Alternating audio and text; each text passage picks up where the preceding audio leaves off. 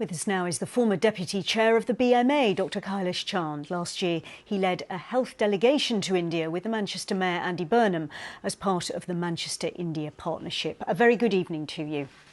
Good evening. Thank you very much for having me. Pleasure. I wonder what practical help the NHS and Britain can provide in your view. See, as we have listened to so many people, that the situation is very, very dire. And dire is both in the form of beds, oxygen, ventilators, PPEs. The doctors themselves are falling ill because there's no support. And in my view, the coronavirus has shown light on the inadequacy of Indian health system.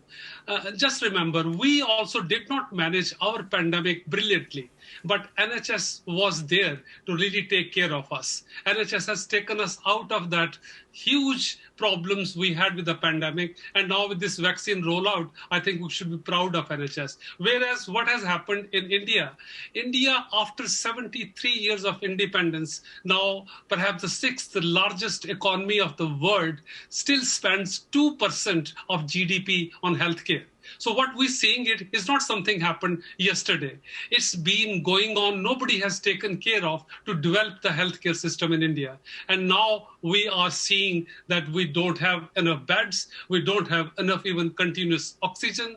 We don't have ventilators. So I think as a NHS and my colleagues here in NHS, almost 60,000 are from Indian origin, and they all are saddened and angry what's going on. But as we all say, it's a global problem, and we got to really see it as a global issue. Pandemic, nobody is safe until everybody is safe. So we got to do as best as we can to start with. I think the most important thing is to deliver oxygen.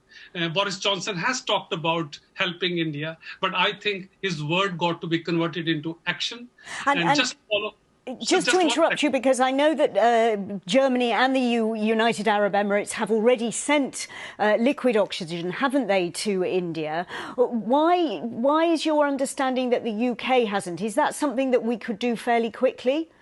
Yes, I think so. We should do it immediately. As a matter of fact, if we don't do immediately, then things could go from bad to worse. What we are seeing is tip of the iceberg.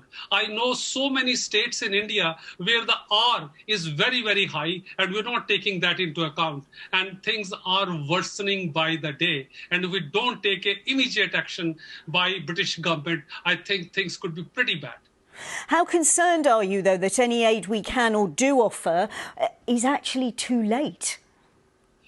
See, again, even if it's too late, but still it will help. As I'm saying, this wave, which I call it not a wave, a tsunami, is not going to end tomorrow or in a week or 2 weeks' time. It's going to go on. And we got to support the healthcare system. We got to support our doctor brethren.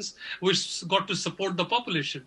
And just think of it, India doesn't live in cities. India is a country of 1.5 billion, and bulk of the people live in the villages. Nobody is even talking about the rural population that is suffering, and maybe our figures even don't account for them. So I think it will never be too late. Whatever we can do, even vaccination for that reason. India is one of the highest manufacturers of vaccine, but they are suffering. They have not been adequately able to vaccinate. So I think we could even provide them some raw material for the vaccinations for the country. You touched at the beginning on what you consider to be the inadequacy of India's response, and yet only 2 months ago, Prime Minister Narendra Modi said India was inspiring the world in its fight against COVID. What has gone wrong so quickly then? I think perhaps I don't want to get into the politics of it, but what Narendra Modi been saying were again words. It lacks the truth. It lacks what the factual situation is. And in some extent, people are blaming Narendra Modi for doing political rallies. So many things are going on in which people became complacent. So I think it's a failure, a political failure in India, which needs to look into rather than correcting it. You can't correct it overnight, but we got to look into it, that the politics is very, very important and got to be honest and truthful politics. Dr Kailash Chand, good of you to join us. Thanks very much. Thank you. Pleasure.